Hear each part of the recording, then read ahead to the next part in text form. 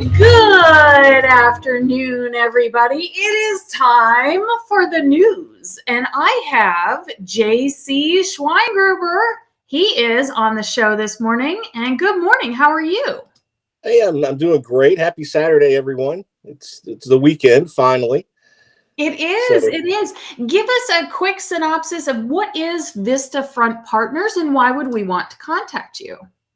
Well, Vista Front Partners Inc. is an investment advisory firm, and what I do as an investment advisor is individuals that may have long-term planning to do for their retirement, or to supplement retirement, saving for their kids' college, any kind of investing that they want to do in the stock and bond market, mutual funds.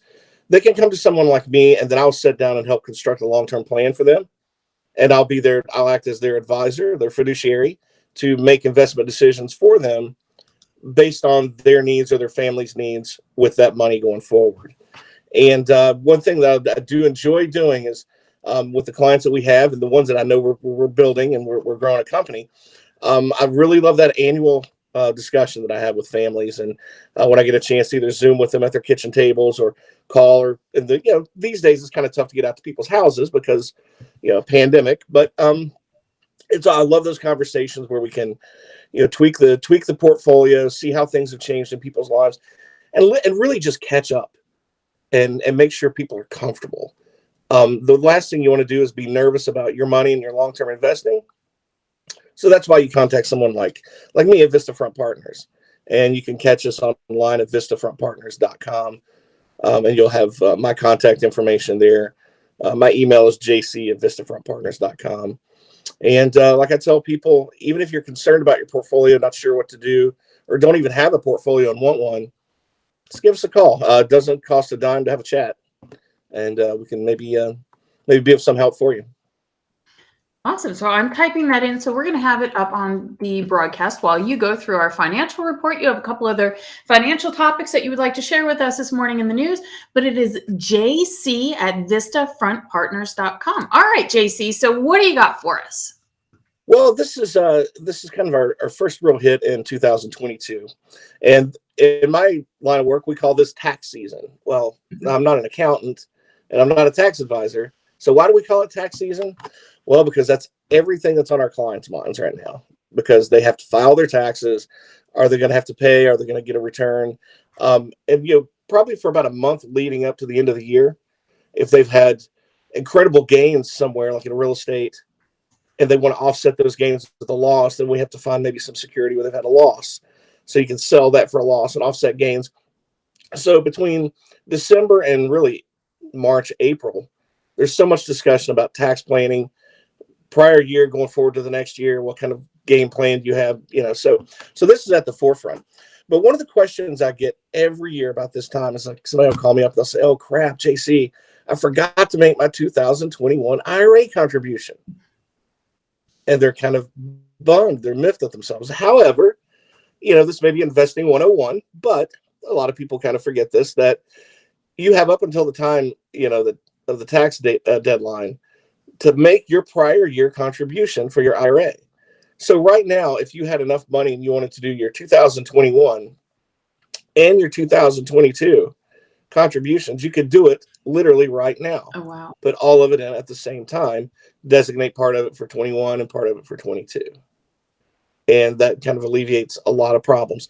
Now, since it's tax season, one of the things that is a popular thing to do, unless you just absolutely need the money when you get your refund back, or paying down some debt, which is first and foremost, if you have credit card debt, pay that crap down and get rid of that. And then whatever money you have left, pay yourself. So this time of year, when people get retirement money back, their tax money back, they'll come to me and they'll open up either a traditional or a Roth IRA, and we'll discuss their needs and determine which one's best for them. And they can go ahead and make that prior year contribution, and then kind of go from there. Now there are some limits as to how much you can contribute. So right now the limit is $6,000 per year to your traditional IRA. Now, if you're over the catch-up limit, which is 50 years old, you can add an additional $1,000. So you can do, if you're over 50, you can do 7,000. And that's going to be the same for 2022 as well. Now, with a Roth IRA, it's the same contribution limits, 6,000 if you're under 50, 7,000 if you're over 50. But there's one caveat with the Roth IRAs. And then I'll give a quick explanation of the difference between the two for your listeners. If you earn more than 122,000, or if you and your spouse earn a combined amount of 193,000, anywhere in that range, your annual contribution is going to be reduced. Okay. Now, if you individually earn more than 137,000 or 203,000 as a couple, you don't qualify for a Roth. You make too much money. Okay. Now, there's a little bit of a difference between the accounts. A traditional IRA, and as most people know, that money you put in, that money is you could actually deduct from your taxes and get that money back. So that's a tax advantage. Depending on the individual's employment status, they have different tax liabilities. So one of the benefits is that it's generally tax deductible. Now, that means you put that money in there, and all those years that it's in there growing and compounding, that's great. So when you take it out when you retire, at the when you're required to take it out, minimum required distribution, or anytime after the age of 59 and a half, you can take it out without a penalty, or whenever you retire, you take that money out and it's taxable at that point. Okay. Now, generally, when you're retired, you're in a lower income bracket, so that's advantageous. So that's the benefit of that deduction and compounding it. A Roth IRA is very much different, and this is one that a lot of people, if you fit those parameters where you qualify for a Roth IRA, people prefer this because you put the money in. Now, you don't get the deduction; you waive that deduction, but everything grows tax free. So when you take that money out at retirement, you take it out tax free. You don't owe taxes on it then because you already paid it up front and didn't deduct it. So that's how that works. So a lot of people prefer the Roth, actually. And again, the same contribution limit, 6,000 if you're under 50, 7,000, that $1,000 catch-up limit if you're over 50 to give you 7,000. And so it's kind of just a little case in point. Even if you're getting a small amount of money back, you don't have to contribute the entire amount into your IRA, the maximum amount. Contribute what you can. And I tell people all the time, it's not where you start, it's where you finish. So if you're a younger person, first job, hey, I got 2,000 back, and I owe 1,000 on a credit card, we'll put 1,000 in an IRA. Even if it's something as simple as an index fund where you do it on your own, put it in an IRA, pay yourself first, and that will make all the difference years down the road. Now, for an IRA, and I don't have a ton of knowledge behind this question, which I think is going to be very evident. Are you able to pull money out before your retirement age? And if so, what is that tax bracket for pulling it out early? Well, when you take money out of a traditional IRA and you have to pay those taxes, you're going to pay it on whatever tax bracket you're in at that time. So if you're still working and taking money out, then you're going to add your regular income. You're going to add this. It's just tacked on as regular income. So you want to be, so if you're kind of on a borderline of like jumping up a tax bracket, you'll want to be very careful about how much you take. So always be aware of that. Now you can take it out. If you take it out less than the age of 59 and a half, then there's an early withdrawal penalty of a 10% early withdrawal penalty. Oh, wow. So basically just the penalty, you're sending the government, the IRS, 10%. And then you pay taxes on top of it. That hurts. So if you're in a 30% tax bracket, just I know that's not a brag, but if you say you're paying 30% of your taxes and you take that out, add that 10% penalty, you just pay the government 40% to keep 60. It's like, I know taxes are bad enough, but you want to be cognizant of that. So yeah, just be careful. Another thing I want to mention, I had this discussion earlier this week, and this is kind of important. People also, in conjunction with their retirement planning, they have their employer plans, like your 401k or your 403b, depending on what type of institution you work for. You can actually, even if you're planning as a household and you and your family sit down, it's like, okay, here's all of our assets. One person may be way too aggressive, another person may be way too conservative. So you can maybe try to balance that as a family. Some spouses like let him do his thing and I'm doing mine.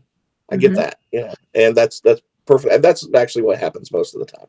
But one thing you want to do is every year take a quick look at your 401k or 403b and look at the allocation of it, because a lot of times human resources departments aren't very helpful when it comes to your employer plans, because that person's just there to work in HR. They're not an investment advisor. They're not the company that you use, whether it be Wells Fargo or Voya or whoever. We see a lot of those Voya commercials on TV. So one of the things that people tend to do is when they get their allocation, they get their 401k, they're excited. They go through and they see what benefits they have. They say, okay, I want to withhold a certain percentage of each paycheck to go to my 401k, and the company will match 2, 3, 4, 5%, whatever. And I look through these lists of funds, but they don't know what those funds are. They don't know what they do. Your HR person probably doesn't know either.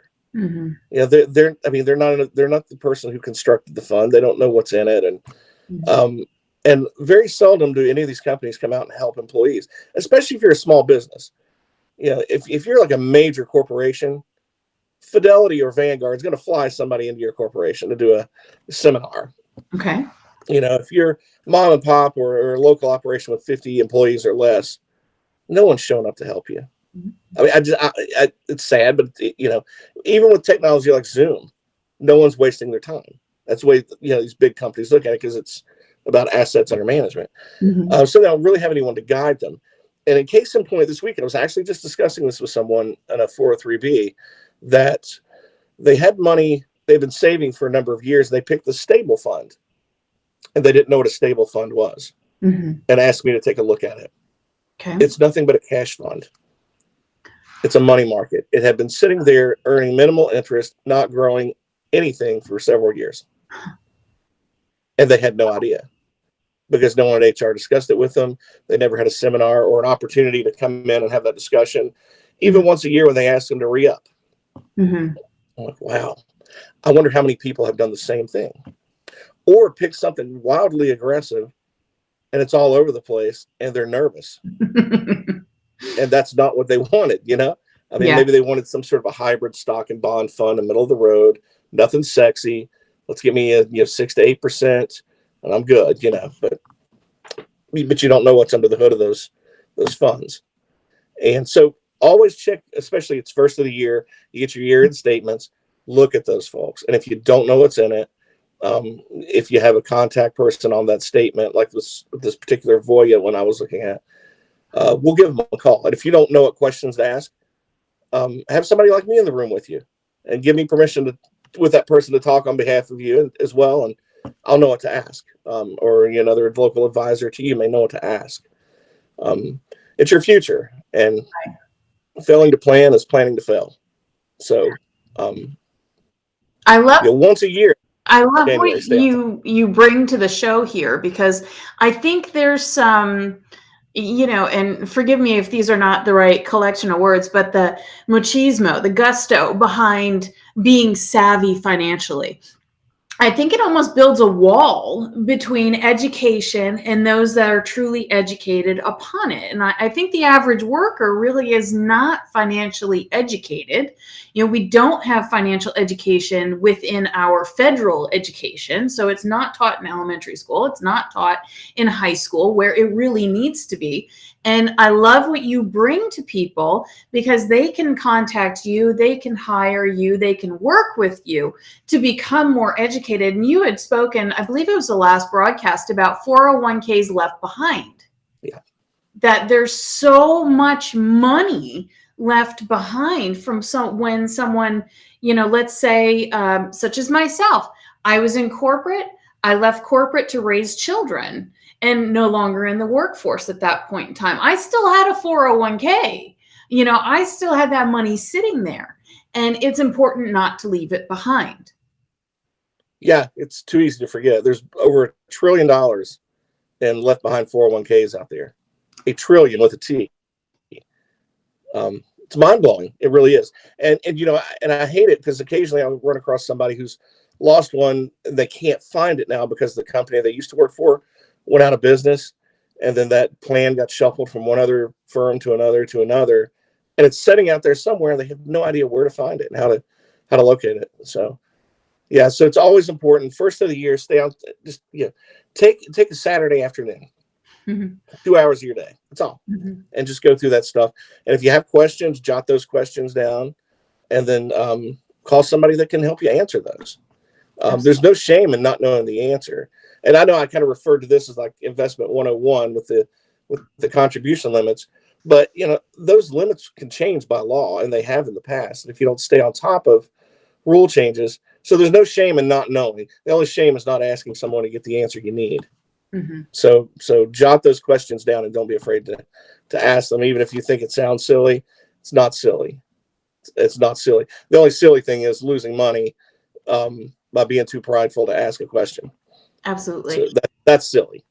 I have a financial and tax question. So any of us who have children that have received the child tax credit and the monies that at one point were sent out monthly, that's all taxable income. Should that have ever been a surprise? No. Dead air, folks. Yep, I am agreeing. No, it shouldn't have been a surprise. It wasn't widely publicized. Yeah, one thing is, I hate to put it this way, but when you're talking about the government and politicians, they want to get theirs. I mean, and this is another case in point. And this is a sad situation. Say your spouse dies, and I've had to deal with this too. Now there are rule changes that have taken place for spousal accounts, inherited IRAs, that who is a qualified inheritor and who isn't. So let's just say something happens, and the husband or wife dies, and the spouse gets the 401k. They roll it over. Well, generally, what somebody would in the past do was roll that over into just a traditional IRA, right? Which sounds reasonable. And I actually had to catch somebody last year who almost did this because another advisor group was telling them, "No, you need to do this," and I was telling them something else. And they're like, "No, he's wrong. He's wrong." And I'm like, "No, I'm right. The rules changed." So I went and actually looked up the rules, and I showed it to the potential client who later became a client. And I said, these are the new rules. And she said, "Well, can you talk to this guy?"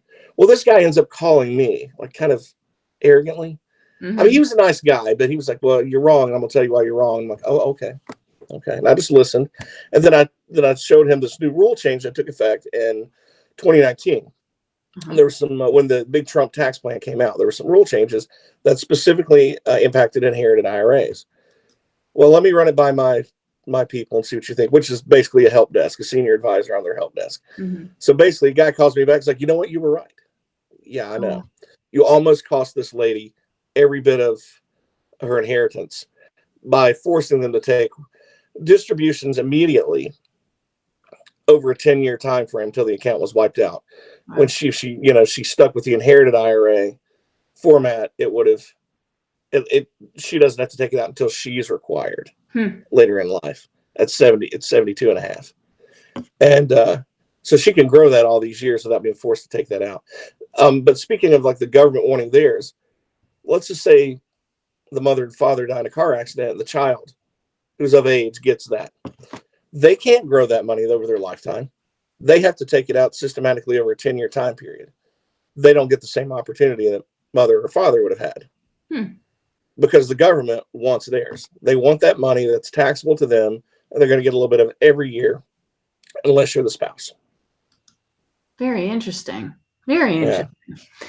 And but yeah, that's another thing with like rule changes. Like normally, if like 5 years ago, somebody would call me up and like, "What do I do with this?" Well, yeah, traditional IRA. Let's roll it over into your traditional IRA. But with that rule change, and if you're not aware of those changes, that could have cost this lady a lot of money. Yeah. Oh my gosh. Yeah. That would have been devastating. Yeah. So this past week or two, because unfortunately we did not have a news broadcast last week, take us through what has happened. What does the market look like? Has it come back a little bit from the I can't say devastating turn, but it was a little down in the beginning of It feels January. devastating if you got money in it. It sure does, Yeah. especially if you're watching it every day. We had a little bit of a rally in early part of the month, which was good. We had a little bit of that Santa Claus rally that came back after a big sell-off in December.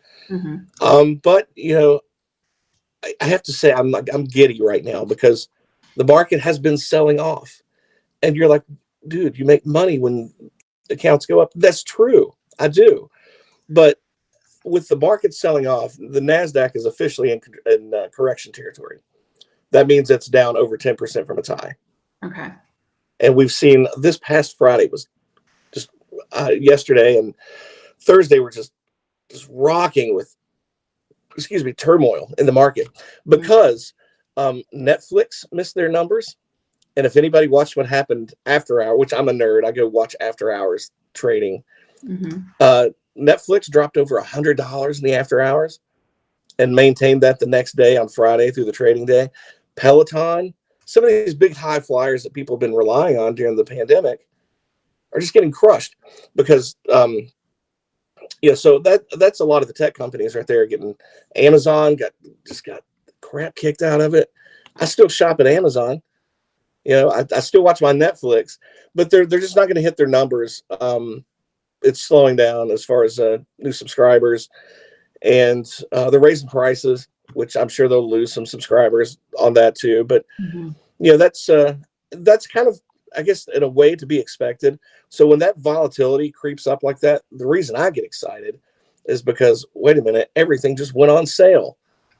If I liked Apple $20 ago, what do I think of it now? If I like, but the rotation that we've seen is some of the, not the high flyers, but the stocks that aren't so sexy, companies that actually make a product and sell it and have profit, that pay you a dividend and have little or no debt. I mean, who would have thought to buy your local power company? But those have held steady. Those have actually seen gains. So some of those that I have clients in, like when everything was selling off, I'm like, wow, their values went up every day. I was a little early, but I wasn't late. That's the important thing. You don't want to be late on those particular things if you're buying individual stocks. So that's why I tell people be very careful about the volatility. Take a look at the earnings of a company and how much times earnings are they trading at. You don't want to buy something that's incredibly volatile. And this time right now, unless you like the company and you're going to dollar cost average down, which is a good idea to do. There's some companies right now that it's like, I'm just salivating, waiting on Monday to open, and I hope it sells off again. I know, but again, I'm not worried about what happens in a quarter for a client. Right. I'm looking long term, and that's when you make your money on days like when things are just getting the crap kicked out of you. You're calling me up like, what's going on? I'm nervous. I'm like, well, I'm not, because I'm buying about 10 things for you on sale today, and we're going to hold them. There's a really interesting saying. This is a Warren Buffett saying. If something's not worth holding for 10 years, you probably shouldn't hold it for 10 minutes. And that always stuck in my head. And I thought, that's, in some way, that's true. So some of the companies that I'm looking at, like even some of the volatile ones right now, I'm not worried about short-term shocks over the next previous few months or the next few, because I like the sector. I like the companies. I like the direction they're going, the management, and their profitability. And so that can kick a lot of that nervous tension out if you're somebody like me that's managing your money. Now, you, on the other hand, are probably not pulling up quotes all day long looking at stuff to see how things are doing, second by second. So, and that's why somebody comes to me. That takes the worry off of you. We'll talk every quarter, 6 months, or once a year, whatever the client prefers. And I tend to call in and check on people too. I get a little surprised when the market was down like 900 points one day. We were talking. Right. And then I'm calling somebody up. And they're like, "Wow, you called me up." Well, my other guy didn't call me up, or my other girl didn't call me up. And okay, it makes a difference. People just want to know that the ship is steady, and Sure. in volatile times like these, it's exciting for somebody like me. But yeah, other people just need to know the ship is steady, and hands are on deck. Absolutely. And I think that personal touch, just knowing, especially somebody in the financial world, when it comes to our money and it comes to our livelihood, to be able to know that somebody's really watching, they really care. That's huge. What other part of our life do we really want to know that maybe our medical side, we want to know that our doctors really care. Well, we want to know the doctor of our money really cares too. Yeah. So I love that you're always watching. And I look at something like Netflix that you had mentioned, Amazon that you had mentioned. Christmas just went by. Everybody's gotten their bills. So everybody, I think, is having the same conversation that we had in our house, which I don't like going to traditional stores. I'd rather shop online.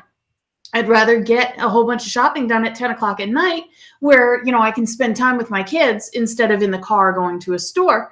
And you look at those bottom lines, it's like, oh, we need to back off on the Amazon. You and me both.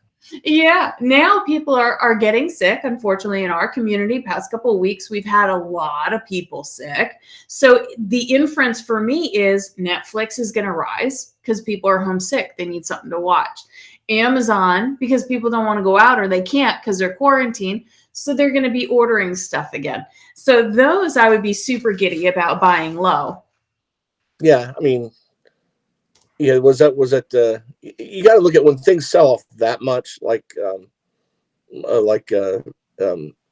Netflix did. Is that an overreaction? So that's the first question I ask before I start my research. Mm-hmm. And this kind of like a little way that I work here, like people are wondering why we do this report on Saturdays. Well, Saturdays to me is like it's like homework time. Mm-hmm. So Saturday mornings, I keep notebooks, notepads, and I jot notes all during the week for different things. It may be some issue on supply chain that I was going to bring up today, and then okay, let's find out the answer to that, or a particular stock or a company or a sector that had something.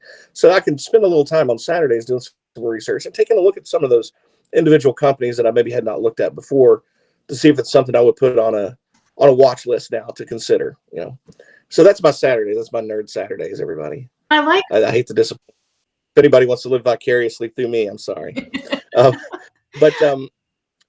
So one of the things I wanted to mention was we're talking about Amazon and not shopping, going to Walmart or whatever, because one of the things that we've talked about on the show before was the supply chain issues. Mm-hmm.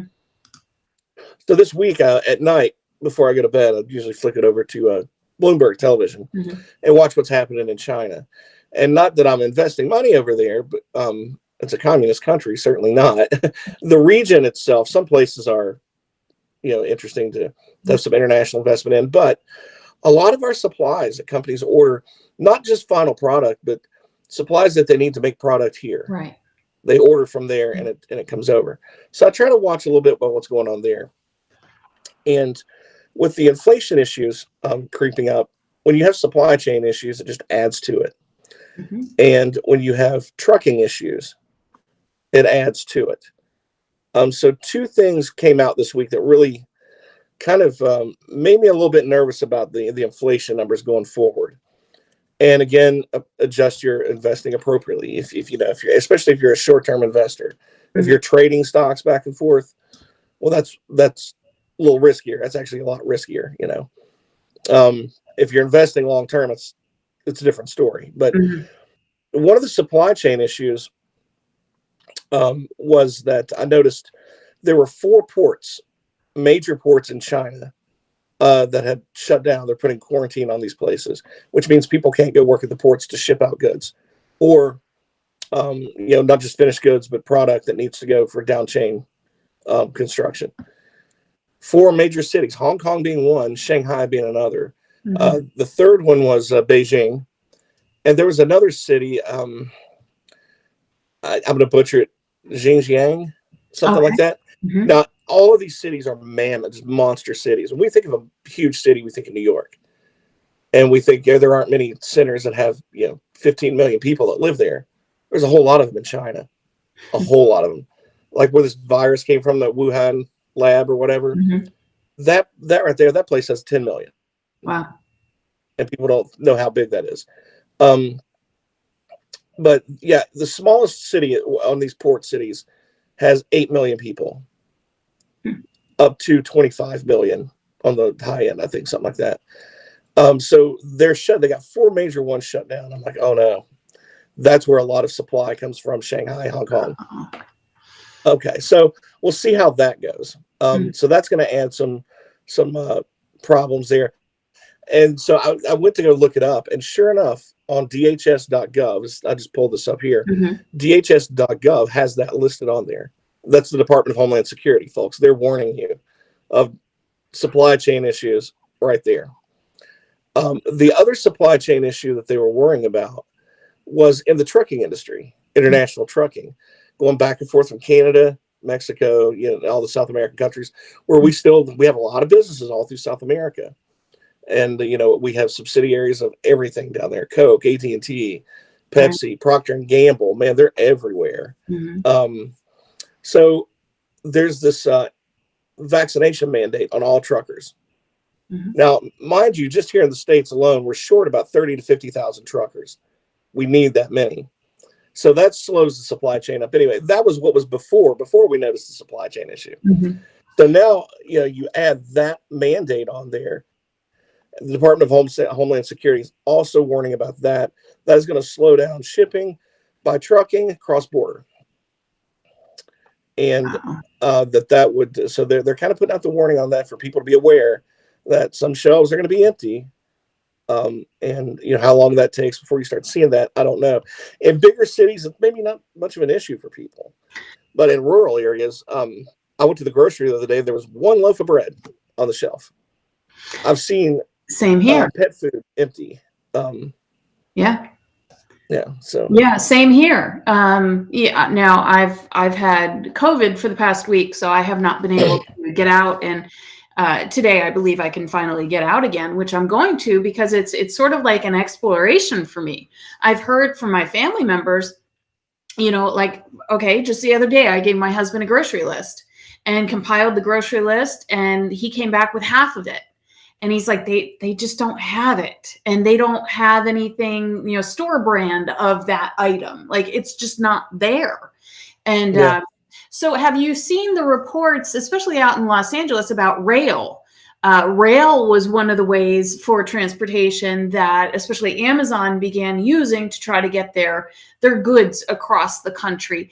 And railways are being hijacked in Los Angeles, especially by, you could say pirates, but thieves that are jumping onto the cars and just chucking the boxes out as fast as they can. And it's littered with open boxes, and they're stealing the goods they want and leaving the garbage behind, to the point at which the shipping yards, the railway shipping yards, they are now putting out contracts. They're getting bids for their own private security, because there's nothing that they can do legally. So thieves are being arrested, and they're out on the streets the next day because it's catch and release. Yeah. I don't know why laws have changed to the point where it is so ridiculous, but I saw photos of that, and it looked like a third world nation. Yeah. I mean, you see this stuff in other places. You don't see it in America. You don't see it in Los Angeles, of all places. Why? So it is disgusting. I hate to see that, but that just adds to the shipping costs too. I mean, how much more self-inflicted damage are we going to do in this situation? They could clamp down on that and arrest, hold, and prosecute, but that would be the end of that. But they're just going to cost people more money. Right. For the smart consumer, for someone like yourself, we know inflammation. We know inflation. Sorry, we just had a show about inflammation, and now that's on my brain. Inflation. If there's a percentage that you could say to prepare yourself, to prepare ourselves, what would be that percentage to apply onto our living expenses so that we could be prepared for the cost hike that is to come? Yeah, that's a great question. That's a great question because it's kind of hard just to ballpark something for everyone because inflation is a very personal thing. Yeah, I work from home, so I don't drive a ton, Mm-hmm. but somebody drives to work every day and pays those gas prices. So you have to look at your personal inflation rate. I would say, just a ball. If I had to ballpark it, I would say if we're looking at about 4% annual year over year with regular inflation rate that tends to not include food and energy, which are the two biggest expenses we all kind of have. I would tack that on there. I would look for probably, unless you want to, if you're eating steak and you have to switch to bologna, but if you want to keep the same lifestyle, I would say you're looking at probably minimum 8%. 8%. Okay. Yeah. And I mean, I know it's nothing you're going to hear anybody like talking about on CNBC because they never really talk about the personal inflation rate. They talk about the overall inflation rate or on Fox Business. But we all have lifestyles we live, and we don't want to downgrade. So looking at 8-10% is not far fetched because unless they raise rates fast enough, which you hope you don't kill economic growth. Yeah. They're planning 4 rate increases this year, and we'll see where that goes. A lot of it's been priced into the market, but if they talk about raising faster, then you're going to see more volatility and me get excited to buy more on sell-offs and that sort of thing. But it's not tough on the average family. It's just not. It's not an easy time when you see record numbers of inflation and the misery index that's now starting to rival what Carter had. The infamous Jimmy Carter, that I was just a tiny little tyke when he was running the show, and we're just entering into that phase. If we have another year like that of malaise, right, or 2 or 3, we're gonna see the world in a very different light. Now, not to scare people away from planning for the future. Yeah. Because like I said, if you plan to fail or you fail to plan, you plan to fail. Mm-hmm. And even during the Carter years, the market went up. So, I mean, but you just have to pick and choose your battles, save as best you can, and take advantage of those opportunities because those opportunities during tough times pay significant dividends down the road. So like I always tell people, take advantage of the market. Don't let it take advantage of you. Good advice. Great advice. Well, I mean, that's why you're here, is for the great expert advice. And, it has been really interesting. You had mentioned about, maybe eat this versus that.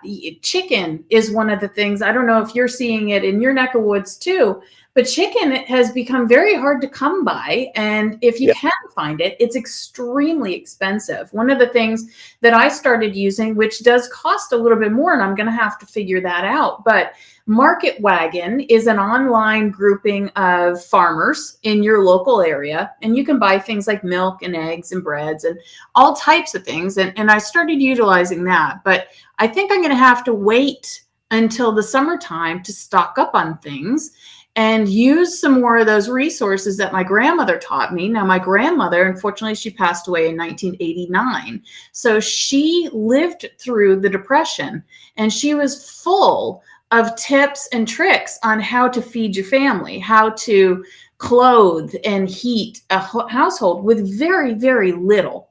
That is one thing that we're noticing is utilities.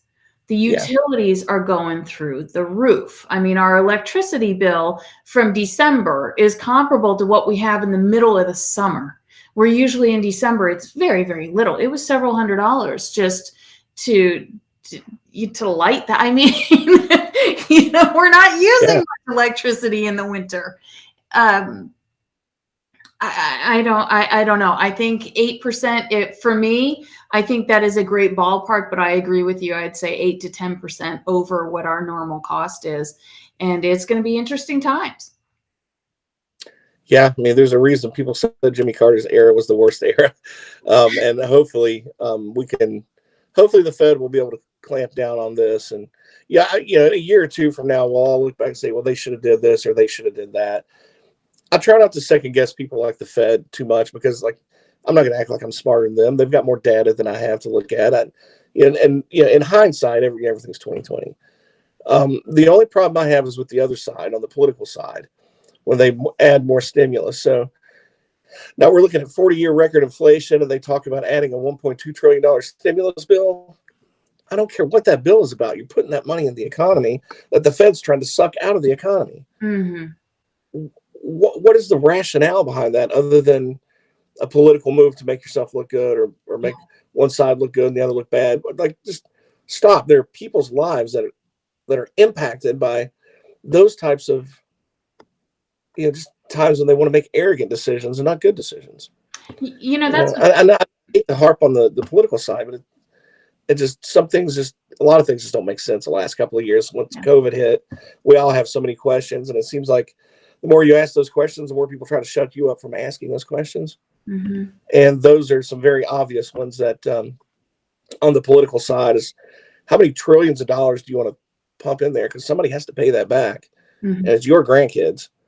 I'm sorry to say, but that's true. And it sure is. It sure is our grandkids and their kids. And, that would be what's concerning me most, is that we have some very high up political leaders that have very, very low ratings. So, the propensity to do things that are foolish for the long term to try to get a few points of likes is very concerning to me. Yeah, I mean, politicians need to understand that this is a long game too. We've inherited a great nation of, a republic of liberty. I mean, honestly, Reagan said it best. We're the last best hope of freedom on this planet. Mm. And we've kind of played around with that during this pandemic. Some of the governors have, and then the elected officials. And, you can't play around with that stuff too much. No. Because you can lose it. And I'd sure hate to be the generation that saw it lost. Oh, me too. So, me too. Well, Jason, thank you so much. I think we've covered everything. My goodness, this was a lot of meat and potatoes yet again. And you fed us yet again. So tell us one more time, how can everybody contact you? Yeah, my email is jc@vistafrontpartners.com. And the website is vistafrontpartners.com. There's a contact us button on there. If you just want to leave a message and send it through, there's a little box to send your message. Or if you want to email me directly, you're welcome to call. Our phone numbers are on there. If you like to Zoom, I do a lot of Zoom conversations. So sometimes that's easier to see who you're looking at when you're talking to them. And so if you want to set up an appointment, we'll be flexible and work with your time and see what we can do to help you out and kind of steer if you need a boost or a steer in a right direction. We'll see what we can do to help. Well, thank you so very much. All right. Well, have a wonderful weekend, and hopefully we'll see you again next weekend. Take care, Liz. All right. Thanks. You too. All right, everybody. So we're going to move on in the news. I have some really interesting articles that I'd like to share with you. Georgia's youngest certified gardener. Here she is. Isn't she beautiful? Beautiful little smiling face. So this is Kendall. She is age 6, and she is now the youngest certified farmer in the state. Her grandmother taught her about planting vegetables and raising a garden and tending it. She inspired a glowing passion within the young child. Kendall's mom is very supportive and helps her with supplies along the way. The farm is located in the backyard of the Johnson's family's home.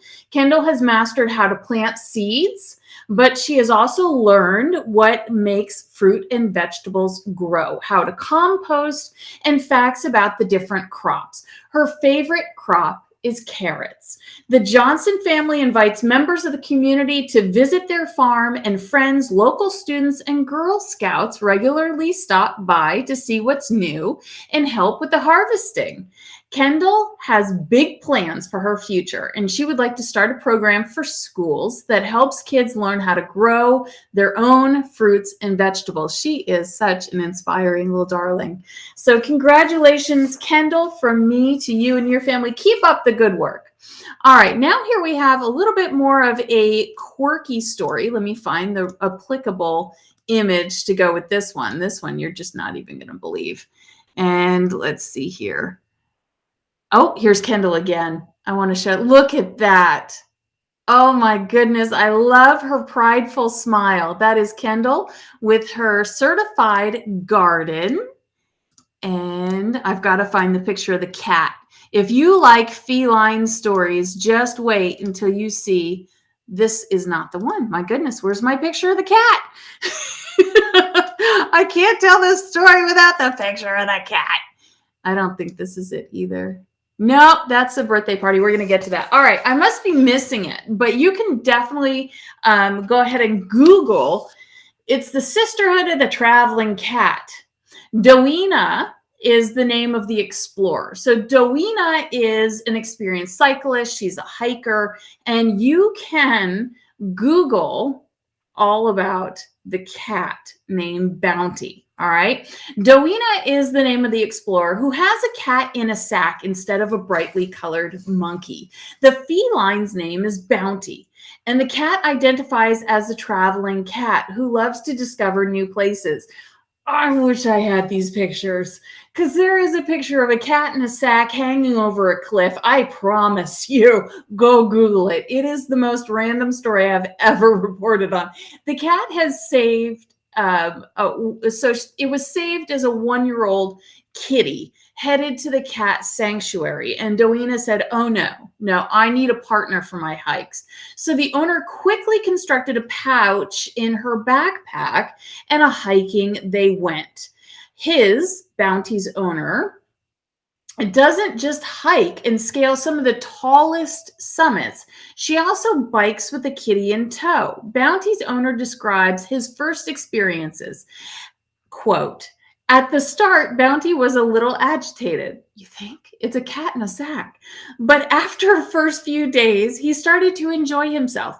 While I pedaled, he slept in the carrier. The objective of the adventures is to teach and entertain those who believe that cats only long for the sofa. No comment. I'm not a cat person, but that sure is an interesting story. So is this one. Here is a lady here. She is a beekeeper. And if you live in Austin, Texas, then you know that they devoted keeping their lifestyle as quote unquote weird. In 2019, Erica Thompson, pictured here, became a full-time beekeeper with a mission to increase the population of bees in hives in Texas. She fearlessly and carefully preserves old hives, cutting into the sections and transferring them. She then carries the hive to her truck and brings them to her land where they can recover. Okay, but what's interesting about this story, we're about to get to it. Erica is the bee whisperer. Do you notice what she's doing in those pictures? That is a comb of a hive that she is tending to barehanded. She's not covering her face. She says when she arrives on the scene, she can read the bees and knows if they're going to sting her or not. She will use protection for those hives that she feels she's going to be stung, but mostly she works in harmony with the bees. How come they aren't stinging you? She's asked. That's the number one question, Erica says, and she reads the bees' mood. After we remove the bees, they're relocated to one of our 25 plus bee sanctuaries in Austin, Texas area. So the bees can continue their important work in a place that's both safer for you and safer for them, Thompson says. She charges about $100 to relocate your beehive. If you have a beehive, maybe around your house that you don't want nearby, call up Erica Thompson for $100. She'll come and get it with her bare hands. And here's a very inspiring story. And I want to bring up the picture here of the little boy with all of his cards. And I'm about to show you the little boy with all of his friends. So a strangers rally to make his best birthday ever after no one RSVP'd to his party. An 11-year-old boy with autism celebrated his best birthday ever after receiving hundreds of birthday cards from strangers. Harry from Chesterfield, England, wanted to go bowling for his 11th birthday party. I mentioned to him that I needed to know what friends he wanted to come to his party, said his mother, so I could send those invites. He had 2 names, but when I asked again, he said they weren't allowed to come. Harry's mom, Hannah, said, I said, I don't understand. And he turned around at 10 years old, said no one had told him that their mom doesn't like him and they can't play with him. These are some of the cards that were sent by strangers. Mom Hannah took to social media after she heard that to communicate her frustration. Soon after, she was swamped with messages asking if they could send Harry a birthday card with well-wishers from across the globe wanting to show their support. Hannah said that she's been overwhelmed with hundreds of birthday cards. Here he is with some of his birthday cards, hundreds of them coming as far as Dubai, Texas, and New Zealand. Mom said, I wish I could share every single message. They were all so touching, beautiful, and so greatly received. There's hundreds of cards, but he couldn't have gone through every single one. He read and reread all of them. He surely did. And just to know how grateful we are, Hannah wrote on Facebook post, Harry even got his birthday party after all. There he is with his birthday party friends. People offered to bring their children to his bowling party, and they had enough attendees to fill 2 lanes more than originally planned. When asked what he thought of the hundreds of cards and messages he received, Harry replied, it was the best birthday I had ever had.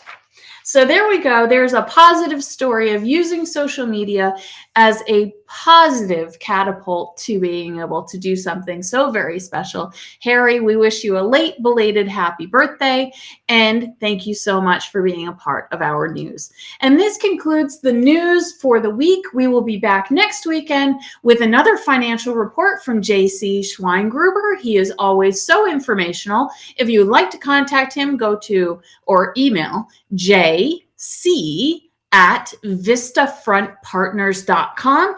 Everybody have a wonderful week, and I will see you here tomorrow night with a brand new interview. Have a great day. We are